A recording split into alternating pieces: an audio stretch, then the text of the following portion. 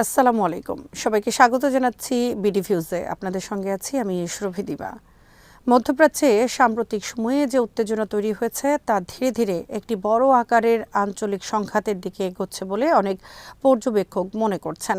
Iran, যুক্তরাষ্ট্র, Israel এবং তাদের মিত্র ও সহযোগী গোষ্ঠীগুলোর মধ্যে যে পারস্পরিক হুমকি, সামরিক প্রস্তুতি ও রাজনৈতিক বক্তব্য দেখা যাচ্ছে তা কেবল কূটনৈতিক চাপের মধ্যেই সীমাবদ্ধ নেই, বরং বাস্তব সামরিক সংঘাতের আশঙ্কাও বাড়িয়ে তুলছে।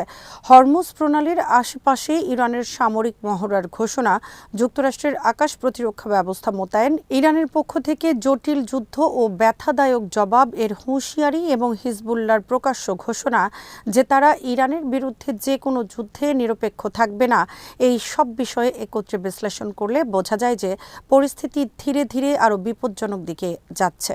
আরও বিস্তারিত থাকছে ওয়াহিদ ফারুকীর প্রতিবেদনে।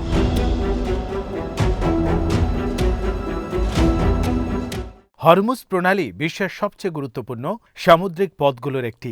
এই প্রণালী দিয়ে প্রতিদিন বিপুল পরিমাণ তেল ও গ্যাস পরিবহন হয়, যা শুধু মধ্যপ্রাচ্য নয়, পুরো বিশ্বে জ্বালানি নিরাপত্তার সঙ্গে জড়িত। বিশ্বব্যাপী ব্যবহৃত মোট তেলের একটি বড় অংশ এই সংকীর্ণ জলপথ দিয়ে যায়। ফলে এই এলাকায় সামান্য অস্থিরতাও আন্তর্জাতিক বাজারে বড় প্রভাব ফেলতে পারে। ইরান যখন এই প্রণালীর কাছাকাছি এলাকায় লাইভ ফায়ার সামরিক মহড়ার জন্য নোটিস টু এয়ারম্যান বা নোটাম জারি করে এবং জানায় যে নির্দিষ্ট সময়ের জন্য আকাশসীমা ঝুঁকিপূর্ণ থাকবে, তখন সেটিকে কেবল একটি নিয়মিত সামরিক অনুশীলন হিসেবে দেখলে ভুল হবে। এটি ছিল একটি স্পষ্ট বার্তা। ইরান দেখাতে চায় যে তারা চাইলে এই গুরুত্বপূর্ণ পথকে সামরিকভাবে প্রভাবিত করতে সক্ষম।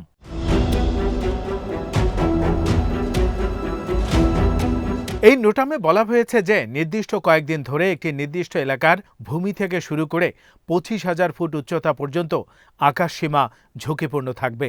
এর অর্থ হল বেসামরিক বিমান চলাচলের ওপর প্রভাব পড়তে পারে। আন্তর্জাতিক উড়োজাহাজ সংস্থাগুলো সাধারণত এমন সতর্কতা খুব গুরুত্বের সঙ্গে বিবেচনা করে। ইরান এর মাধ্যমে বোঝাতে চেয়েছে যে তারা শুধু সমুদ্রপথ নয়, আকাশপথেও নিজেদের উপস্থিতি ও সক্ষমতা দেখাতে প্রস্তুত। অতীতে যুক্তরাষ্ট্রের নিষেধাজ্ঞা বা সামরিক চাপ বাড়লে ইরান বহুবার হরমুজ প্রণালী বন্ধ করে দেওয়ার হুমকি দিয়েছে। বর্তমান পরিস্থিতিতে এই সামরিক মহড়া সেই পুরনো হুমকিরই আরও বাস্তব ও দৃশ্যমান রূপ।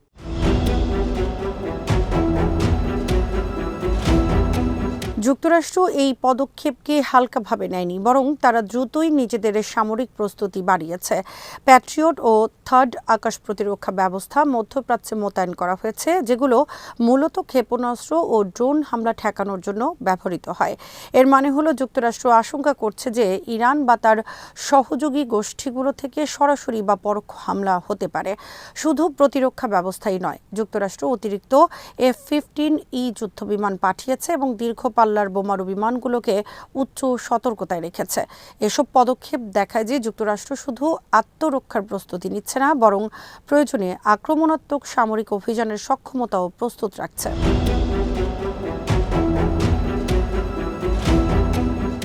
যুক্তরাষ্ট্রের বক্তব্যে এটিকে রেডিনেস এক্সারসাইজ বা প্রস্তুতি মহড়া বলা হলেও বাস্তবে এটি একটি শক্তি প্রদর্শন। এর লক্ষ্য একদিকে ইরানকে সতর্ক করা, অন্যদিকে ইসরায়েল ও উপসাগরীয় মিত্র দেশগুলোকে আশ্বস্ত করা যে যুক্তরাষ্ট্র তাদের নিরাপত্তার ব্যাপারে সক্রিয় রয়েছে। একই সঙ্গে এটি ইরানের ভেতরে একটি মনস্তাত্ত্বিক চাপ তৈরি করার চেষ্টা। মার্কিন প্রতিবেদনে বলা হয়েছে, সাম্প্রতিক বিক্ষোভ, অর্থনৈতিক সংকট এবং সামাজিক অসন্তোষের কারণে ইরানের সরকার বহু দশকের মধ্যে সবচেয়ে দুর্বল অবস্থায় রয়েছে। এই মূল্যায়নের ভিত্তিতেই যুক্তরাষ্ট্রের কিছু নীতি নির্ধারক মনে করছেন যে এখনই চাপ বাড়ালে ইরানের শাসন ব্যবস্থাকে আরও দুর্বল করা সম্ভব।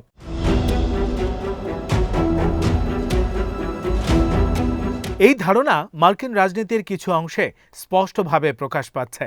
সিনেটর লিন্ডসে গ্রাহামের মতো প্রভাবশালী রাজনীতিক প্রকাশ্যে বলেছেন যে তাদের লক্ষ্য ইরানের বর্তমান শাসন ব্যবস্থার অবসান ঘটানো।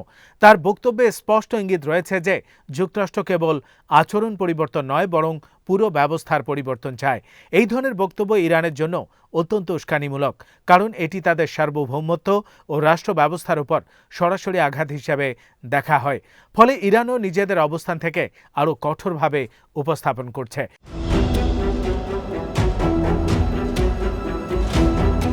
ইরানের পররাষ্ট্র মন্ত্রণালয়ের মুখপাত্র ইসমাইল বাঘাই যে জটিল যুদ্ধের কথা বলেছেন তা মূলত এই পরিস্থিতিরই প্রতিফলন। ইরান মনে করে তারা এখন কেবল একটি দেশের সঙ্গে নয়, বরং একাধিক শক্তির সঙ্গে একযোগে লড়াইয়ের মুখে রয়েছে। এই লড়াই শুধু সামরিক নয়, বরং অর্থনৈতিক নিষেধাজ্ঞা, তথ্যযুদ্ধ, সাইবার হামলা, রাজনৈতিক চাপ এবং আঞ্চলিক প্রভাব বিস্তারের লড়াইও এর অংশ। ইরান দীর্ঘদিন ধরে সরাসরি বড় যুদ্ধ এড়িয়ে চলার চেষ্টা করছে, কারণ তারা জানে যে এমন যুদ্ধে তাদের অনেক বেশি ক্ষতি হবে। তবে একই সঙ্গে তারা তাদের আঞ্চলিক মিত্র ও সহযোগী গোষ্ঠীগুলোর মাধ্যমে নিজেদের প্রভাব ও প্রতিরোধ শক্তি ধরে রেখেছে।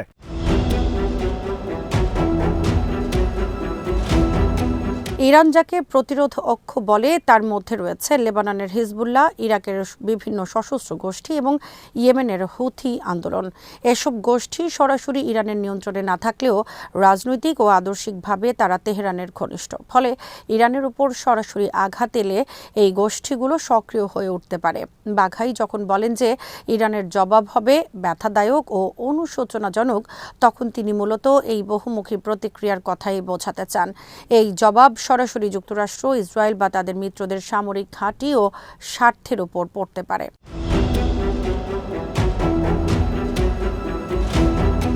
ইসরায়েলের ভূমিকা এই পুরো পরিস্থিতিতে অত্যন্ত গুরুত্বপূর্ণ। ইরান ও ইসরায়েলের শত্রুতা বহুদিনের। ইসরায়েল ইরানের পারমাণবিক কর্মসূচিকে নিজেদের অস্তিত্বের জন্য হুমকি হিসেবে দেখে, আর ইরান ইসরায়েলকে একটি অবৈধ এবং দমনমূলক রাষ্ট্র হিসেবে উপস্থাপন করে। ইরানের বক্তব্যে ফিলিস্তিন ও লেবাননের প্রসঙ্গ বারবার উঠে এসেছে। বাঘাই ইসরায়েলের বিরুদ্ধে যুদ্ধবিরতি লঙ্ঘন, লেবাননের আকাশসীমা লঙ্ঘন এবং ফিলিস্তিনের উপর সহিংসতার অভিযোগ তুলেছেন। এসব বক্তব্যের মাধ্যমে ইরান নিজেদের অবস্থানকে নৈতিকভাবে শক্তিশালী করতে চায় এবং আরব ও মুসলিম বিশ্বের সমর্থন ধরে রাখার চেষ্টা করে।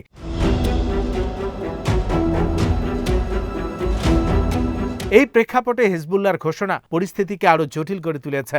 হিজবুল্লাহর মহাসচিব নাইম কাসেম স্পষ্টভাবে বলেছেন, ইরানের বিরুদ্ধে যে কোনো যুদ্ধে তারা নিরপেক্ষ থাকবে না। তার এই বক্তব্যের অর্থ হল, যদি যুক্তরাষ্ট্র বা ইসরায়েল ইরানের উপর আক্রমণ চালায়, তবে লেবাননের দক্ষিণ সীমান্ত একটি সক্রিয় যুদ্ধক্ষেত্রে পরিণত হতে পারে। হিজবুল্লাহ ইতিমধ্যেই ইসরায়েলের জন্য একটি বড় সামরিক হুমকি হিসেবে বিবেচিত। তাদের কাছে বিপুল পরিমাণে রকেট ও ক্ষেপণাস্ত্র রয়েছে, যা ইসরায়েলের ভেতরে আঘাত হানতে সক্ষম।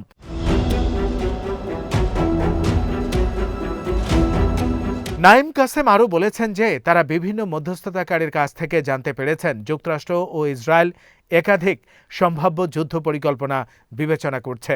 প্রথমে হিজবুল্লাহ, তারপর ইরান, অথবা প্রথমে ইরান তারপর হিজবুল্লাহ, কিংবা একই সঙ্গে উভয়ের বিরুদ্ধে হামলা। এই বক্তব্য থেকে বোঝা যায় যে অঞ্চল জুড়ে একটি বড় সংঘাতের পরিকল্পনা নিয়ে আলোচনা চলছে, যদিও তা এখনও বাস্তবায়িত হয়নি। হিজবুল্লাহ মনে করে তারা যে কোনো পরিস্থিতি লক্ষ্যবস্তু হবে, তাই তারা আগে থেকেই নিজেদের অবস্থান পরিষ্কার করে দিয়েছে।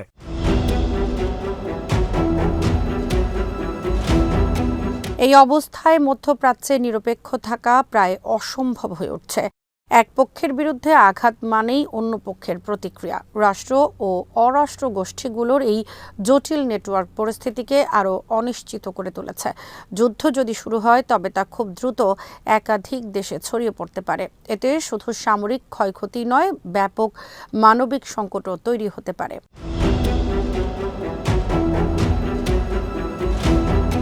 আন্তর্জাতিক অর্থনীতির উপর এই উত্তেজনার প্রভাবও গভীর। হরমুজ প্রণালীতে সামান্য অস্থিরতাই তেলের দাম বাড়িয়ে দিতে পারে, যার প্রভাব পড়বে বিশ্বব্যাপী। জ্বালানির দাম বাড়লে পরিবহন, উৎপাদন ও খাদ্যপণ্যের দামও বাড়বে, যা বিশেষ করে উন্নয়নশীল দেশগুলোর জন্য বড় সমস্যা সৃষ্টি করবে।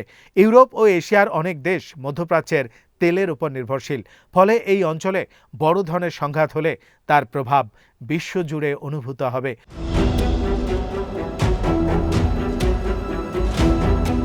সব মিলিয়ে বলা যায়, বর্তমান পরিস্থিতি একটি ধীরে ধীরে বাড়তে থাকা সংকটের চিত্র তুলে ধরছে। কেউ হয়তো এখনই পূর্ণমাত্রা যুদ্ধ চায় না, কিন্তু একের পর এক উস্কানিমূলক পদক্ষেপ পরিস্থিতিকে সেই দিকে ঠেলে দিচ্ছে। কূটনীতি, সংলাপের সুযোগ যদি দ্রুত কাজে লাগানো না হয়, তবে এই উত্তেজনা এমন এক পর্যায়ে পৌঁছাতে পারে যেখানে আর নিয়ন্ত্রণ করা সম্ভব নয়। এর ফলাফল শুধু মধ্যপ্রাচ্যের জন্য নয়, বরং পুরো বিশ্বের জন্য ভয়াবহ হতে পারে।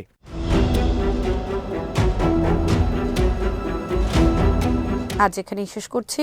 সবাই ভালো থাকুন, সুস্থ থাকুন আর দেখতে থাকুন বিডি ভিউজ। চ্যানেলটি ভালো লাগলে সাবস্ক্রাইব করুন, সংযুক্ত থাকুন আমাদের ফেসবুক পেজে। আল্লাহ হাফেজ।